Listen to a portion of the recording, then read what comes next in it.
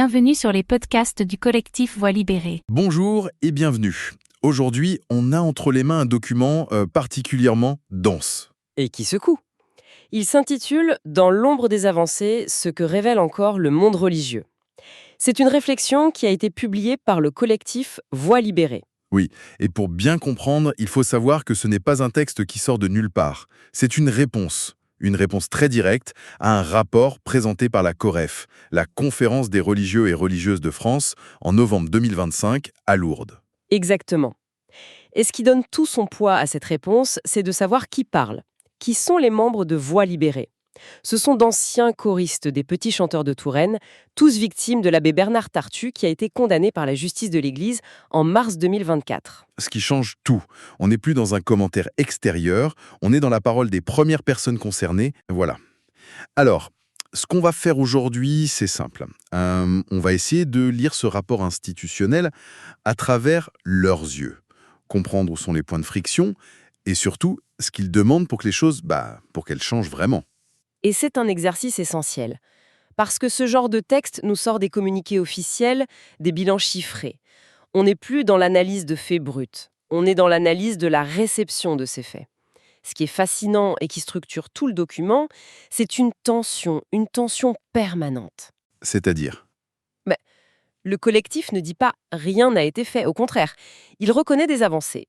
Mais en même temps, il exprime un sentiment d'insuffisance tellement profond que ça en devient presque un gouffre.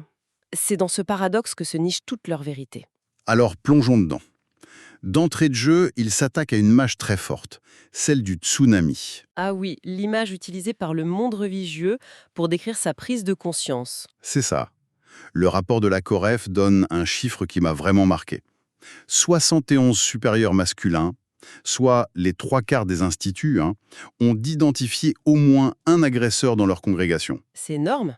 C'est énorme. Donc pour beaucoup de religieux, c'est un choc, une vague immense qui déferle. Mais là où ça devient puissant, c'est que le collectif y retourne complètement cette image. Ils écrivent cette phrase, toute simple et terrible. Pour nous, ce tsunami n'est pas nouveau. Nous l'avons vécu dans nos corps d'enfants. Cette phrase, elle donne le vertige. Elle met le doigt sur un décalage temporel qui est une source de douleur inouïe. D'un côté, l'institution qui découvre, de l'autre, les victimes qui savent depuis toujours. Exactement. Comment faire confiance à quelqu'un qui découvre aujourd'hui une catastrophe que vous vivez depuis l'enfance? Cette prise de conscience si tardive, ça génère une méfiance fondamentale. Et le collectif va plus loin. Il pointe une distinction très révélatrice dans les discours. Laquelle? Dans les congrégations d'hommes, quand on parle des abus, le projecteur est mis sur les agresseurs. La question c'est comment les gérer, alors que dans les congrégations de femmes, le discours se centre immédiatement sur les victimes. C'est fou ça. On dirait qu'on ne parle pas de la même chose. D'un côté, un problème de discipline, de gestion des ressources humaines, si on ose la comparaison, C'est un peu ça, oui. et de l'autre, un drame humain à accompagner. C'est ça l'idée. C'est exactement ça. Le genre structure complètement la manière de penser le problème. Et ça nous amène au cœur de leur analyse, ce qu'ils nomment l'impensé fondamental. En citant la sociologue Véronique Le Guasio, Tout à fait. Cet impensé, c'est le rapport au corps dans la vie religieuse. C'est la racine de tout. La question qu'il pose est redoutable. Comment une institution, qui s'est en partie construite sur une méfiance envers le corps, le désir, la sexualité, peut-elle réellement prendre la mesure de violences qui sont, par essence, des violations de ce même corps? c'est une idée vertigineuse. En gros, si toute ta spiritualité t'apprend à voir ton corps comme un ennemi potentiel, une source de tentation, comment peux-tu ensuite comprendre une agression contre ce corps? C'est la parfaite analogie. Le collectif conclut là-dessus de manière très forte. Tant que le corps sera perçu comme un lieu de risque et non comme un lieu de vérité, les changements resteront en surface. On traitera les symptômes, mais jamais la maladie profonde. Et donc, si le problème de fond, c'est ce rapport au corps, ça explique pourquoi les abus sexuels sont pas les accidents isolés. Voilà. Le collectif insiste beaucoup là-dessus, ce n'est que la partie la plus visible de l'iceberg. D'ailleurs, les chiffres qu'ils reprennent pour les congrégations féminines sont hallucinants. Ah oui, c'est édifiant. Entre un quart et la moitié des membres disent subir des abus d'autorité et presque un quinzième des abus spirituels. Les violences sexuelles, disent-ils, elles poussent sur un terreau très spécifique. Oui, et ils prennent le temps de le décomposer, ce terreau. C'est ça leur analyse systémique. Premier élément, l'obéissance absolue. érigée non pas comme une discipline, mais comme une vertu théologique suprême. Une sorte de chèque en blanc spirituel, en fait. Obéir, c'est faire la volonté de Dieu, donc on discute plus. Précisément. Deuxième élément, la confusion permanente entre l'autorité, qui devrait être un service, et le pouvoir, qui devient une domination. D'accord. On y ajoute la sacralisation des supérieurs, qui les rend intouchables. Quatrième composante, cruciale, l'absence quasi totale de contrôle extérieur. Tout se règle en interne. Et enfin, le ciment de tout ça. La peur panique du scandale, qui a toujours primé sur la protection des plus faibles. Et ils font le lien direct avec leur propre histoire, le cas de l'abbé Tartu. Ils expliquent que c'est exactement ce système qui lui a permis d'agir en toute impunité pendant des années. C'est ça, de perfectionner ses méthodes, de choisir ses proies, sans jamais être inquiété. Et c'est là qu'ils formulent la phrase sans doute la plus importante de leur texte. Je la cite. « Le silence institutionnel n'est pas un accident, c'est un mécanisme. » Un mécanisme, ça change tout. Le mot est choisi. Oui. Ce n'est pas une simple défaillance, une somme de lâcheté, c'est quelque chose d'intégré, de programmé dans le fonctionnement même de l'institution. On n'est plus dans le discours des brebis galeuses de quelques individus déviants dans un système sain. Non, plus du tout. On est face à une culture, une structure qui a rendu les abus possibles et qui, surtout, a organisé l'impunité. C'est un diagnostic d'une dureté incroyable. C'est un changement de paradigme complet. Le silence n'est pas l'exception, il est la règle produite par le système. Et pourtant, et c'est là que leur analyse devient encore plus fine, ils ne s'arrêtent pas à ce constat accablant. On pourrait s'attendre à ce qu'ils disent « tout est à jeter ». Mais non, ce n'est pas du tout leur position. Pas du tout. Ils consacrent toute une partie de leur texte à reconnaître que des choses ont bougé. Oui, et c'est ce qui leur donne une crédibilité immense en fait.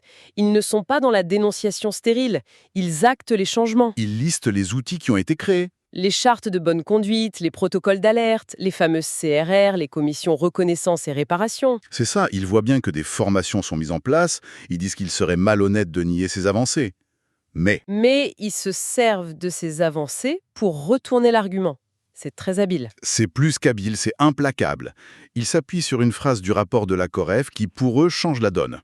La voici. Vous ne pouvez plus dire que vous êtes démunis. Et là, tout bascule. Exactement. À partir de cette phrase, leur raisonnement est sans faille. Ils disent, en 2025, l'institution sait. Elle a les outils, elle a les diagnostics, elle a les procédures. L'ignorance, l'impréparation, ce ne sont plus des excuses valables. Du coup, Si aujourd'hui une victime se heurte encore à un mur, à de la lenteur, à une mauvaise écoute, ça ne relève plus d'un manque de moyens. Ça relève, et je cite, d'un choix. le poids de la responsabilité vient de basculer.